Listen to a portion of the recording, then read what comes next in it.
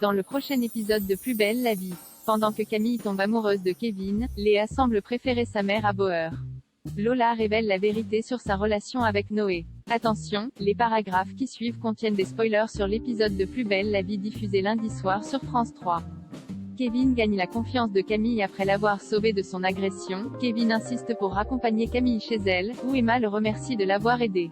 Quand Kevin promet d'être celui qui recueillera sa déposition, Camille accepte de retourner au commissariat le lendemain, malgré les mauvais souvenirs qui y sont liés. Alors que Kevin confirme à ses supérieurs que Camille a mordu à l'hameçon, celle-ci communique avec Emma via le portable de Maxime.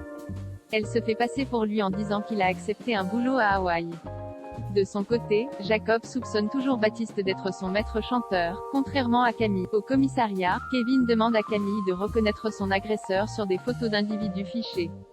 Comme elle n'y arrive pas, il propose de le faire seul et de l'appeler en cas de doute.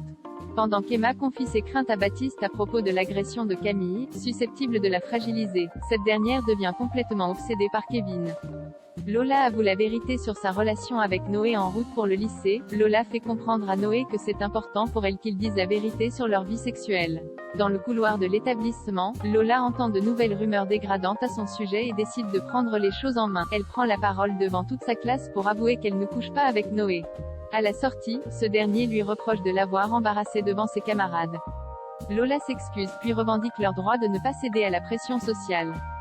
Babette et Léa deviennent fusionnelles après l'amour. Jean-Paul part préparer le petit déjeuner de Léa. Il se dirige jusqu'à la cuisine à moitié nu, sans savoir que Babette dort sur le canapé.